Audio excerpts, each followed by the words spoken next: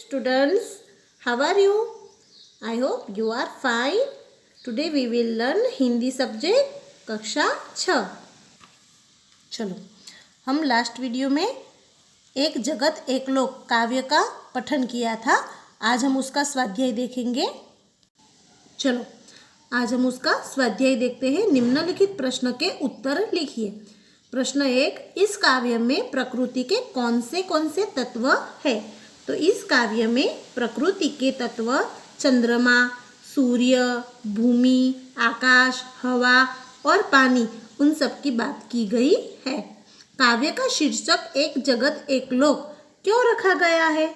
तो पूरे विश्व को एक ही सूर्य प्रकाश देता है, एक ही चंद्रमा शीतलता देता है, विश्व में एक ही हवा चल रही है, पानी भी सब जगह एक ही है, सबके जीवन में सुख और दुख समान है, सभी मनुष्य का शरीर भी एक जैसा ही होता है।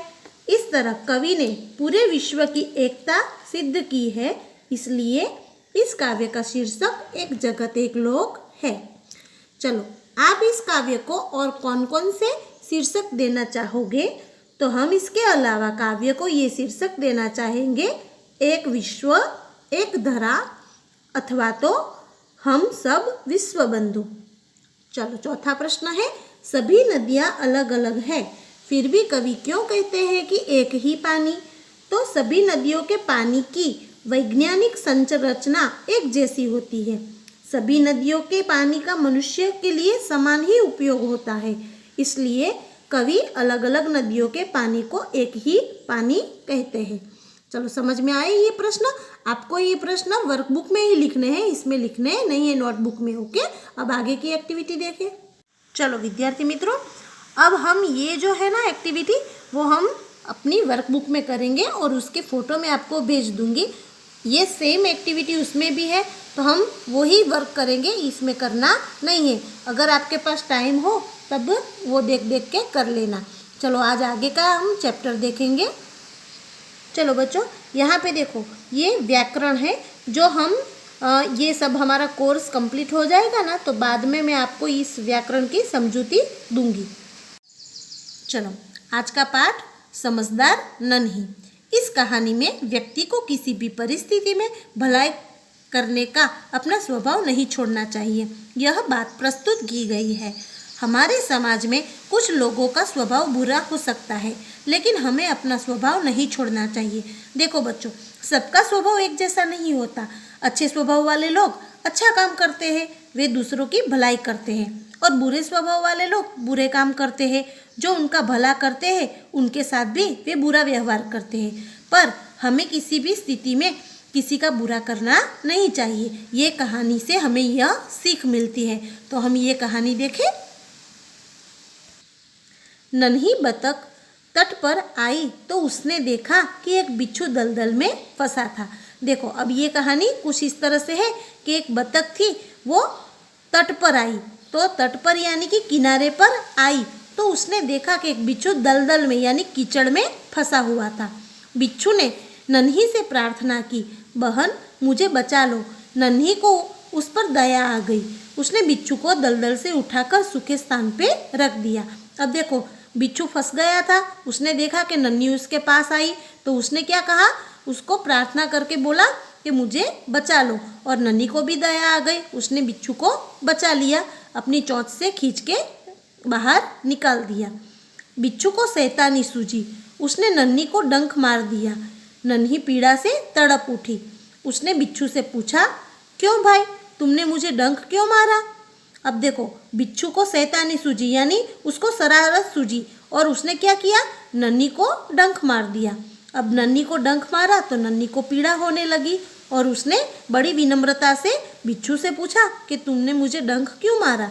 बिच्छू लापरवाही से बोला, क्या करूं, डंक मारना मेरा स्वभाव है। अब देखो, बिच्छू भी लापरवाही यानी कि उसे कुछ फिक्र ही नहीं है, ऐसे बेफिक्र होकर बोला कि क्या करूं, मेरा तो यह स्वभाव है। अब नन्ही बोली, तुम यह गंदी आदत छोड़ दो, नहीं तो कोई मुसीबत में तुम्हारी रक्षा नहीं करेगा। अब नन्ही ने उसे सलाह दी कि देखो, ये गंदी आदत है, इसे छोड़ दो। पर वो बिच्छू मानने वाला थोड़ी ना था, बिच्छू उसकी बात को अनसुनी करके आगे बढ़ गया। अनसुनी करके यानी कि ध्यान न देकर आगे बढ़ गया। नन्ही अपनी माँ के पास नदी में चली गई। माँ ने पूछा, नन्ही बेटी तुम कहाँ रह गई थी? अब देखो नन्ही उसकी माँ के पास गई तो उसकी माँ ने उसे प्रश्न किया कि तुम कहाँ थी? नन्ही बोली, माँ एक बिच्छू दलदल में फंस गया था, उसे बचाने में देर हो गई। चलो, नन्ही बोली, लेकिन बदले में उसने मुझे डंक मार दिया। माँ बोली, बिच्छू अपनी गंदी आदत का गुलाम है, तुम उसे चाहे कितनी बार बचा लो वह बार बार डंक मारता रहेगा। नन्ही बोली, माँ मैं उसकी गंदी आदत छुड़वा के रहूँगी। अब देखो माँ ने पूछा कि तू कहाँ गई थी, तो उसने बोला कि बिच्छू को बचाने। फिर बिच्छू ने उसे क्या किया, डंक मारा, तो वो भी उसने माँ से शिकायत की। तो उसकी माँ ने उसे समझाया कि वो गंदी आदत का गुलाम है, यानी कि वो जो है वो आदत से उसके मजबूर है और वो तुम चाहे कितनी भी बार उसे बचा लो तो भी वो तुम्हें डंक मारता रहेगा। तब नन्ही भी ठान लिया उसने, वो बोली माँ से कि मैं उसकी गंदी आदत छुड़वा के रहूँगी। अब कुछ दिन बाद बिच्छू के प्राण पुनः संकट में पड़ गए। इस बार वह पानी की धारा में जा गिरा और डूबने उतारने लगा। अब कुछ दिन की बात हुई, वो फिर से बिच्छू जो है वो फिर से संकट में आ पड़ा और वो पानी की धारा यानी कि तेज बहाव में डूबा। मौत सामने देखकर बिच्छू को नन्ही की याद आ गई। वह नन्ही को पुकारने लगा। नन्ही ने उसकी करुण पुकार सुन ली और वह झपट कर बिच्छू के पास आ गई। सहसा ही उसके मन में विचार आया, अब मैं इस गंदे स्वभाव वाले बिच्छू को नहीं बचाऊंगी। अब देखो मौत सामने आते ही बिच्छू को नन्ही की याद आई और वो नन्ही को पुकारने लगा। तब उसकी करुण पुकार यानी दर्द भरी आवाज़ सुन के जल्दी से झपट कर यानी जल्दी से वो बिच्छू के पास नन्ही आ गई। पर आ तो गई, उसको ऐसा लगा कि ये जो बिच्छू है वो पहले मुझे काट रहा था, इसलिए अब मैं इस बार मैं उसको ये गंदे स्वभाव वाले बिच्छू को नहीं बचाऊंगी। बिच्छू गिड़गिड़ाने लगा, बहन मुझ पर दया करो। नन्ही का मन डोल गया। उसने सोचा हो सकता है इसने अपनी गंदी आदत छोड़ दी हो। अब देखो बिच्छू गिड़गिड़ाने यानी बिच्छू ने उसे विनती की और कहा, बहन मुझ पर दया करो। और नन्ही का मन डोल गया यानी कि उसने भी अपना विचार बदल लिया। उसने सोचा कि हो सकता है कि बिच्छू ने अपनी गंदी आदत छोड़ दी हो। नन्ही ने बिच्छू को दोबारा जीवन दान दिया। बिच्छू अपने स्वभाव के अनुसार उसे डंक मारने के लिए आगे बढ़ा। नन्ही उसका इरादा समझ गई। वह मुस्कुराकर बोली, बिच्छू भाई ठिठक क्यों गए, डंक मारो। अब देखो नन्ही ने उस बिच्छू को दोबारा जीवन दान दिया तो बिच्छू ने अपने स्वभाव अनुसार उसे डंक मारने के लिए आगे बढ़ा।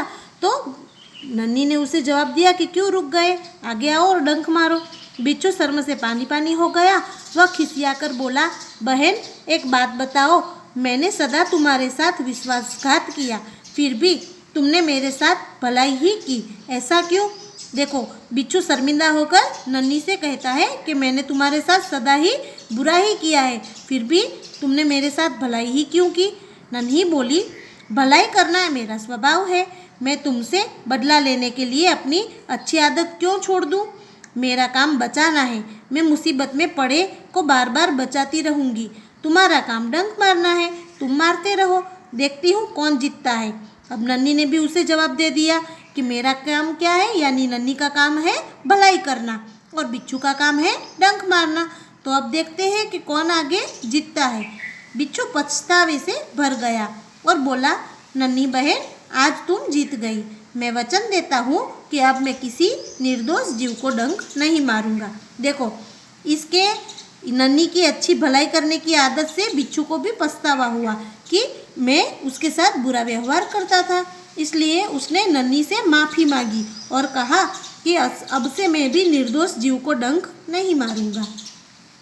नन्ही खुश होकर नदी में चल दी। माँ ने आज फिर पूछा, बेटी कहाँ देर कर दी? नन्ही ने पूरी घटना बता दी। माँ प्यार से बोली, प्यारी समझदार नन्ही, भले लोग अपनी बार बार की भलाई से इसी तरह बुरे लोगों को भला बनाने की राह दिखाते हैं। नन्ही प्रसन्न होकर थिरकने लगी। अब देखो नन्ही को देर हुई तो माँ ने उसे फिर से यही प्रश्न किया कि तुम कहाँ गई थी? तब नन्ही ने उसे उसकी माँ को जवाब दिया कि बिच्छू का भी स्वभाव भी परिवर्तन हो गया है और उसके काम से उसकी माँ बहुत ही खुश हो गई। इस तरह नन्ही भी खुश होकर उसकी माँ के साथ चल दी। जो हम इस पाठ में जो प्रयोग किए हैं वो शब्द के अर्थ देख ले। तट, तो तट को किनारा भी कहते हैं हम। स्वभाव यानी हमारी प्रकृति। सहसा यानी एकाएक। खिसियाकर यानी लज्जित होकर। निर्दोष यानी बेकसूर, दोष रहित। राह यानी रास्ता। प्रसन्न यानी खुश। दलदल यानी गीली जमीन जिसमें खड़े होने पर पाँव घसता चला जाए। अब मुहावरे के अर्थ देखेंगे। अनसुनी करना यानी ध्यान न देना। आदत का गुलाम होना यानी आदत से मजबूर होना। वचन देना यानी वादा करना। मन डोलना यानी विचार बदलना। जीवन दान देना यानी नया जीवन देना। शर्म से पानी पानी होना यानी बहुत लज्जित होना। थिरकने लगना यानी खुशी से नाचने लगना। तो अब समझ में आ गया और आपको मैं आपके वर्कबुक में जो होमवर्क दूँ वो कंप्लीट करना।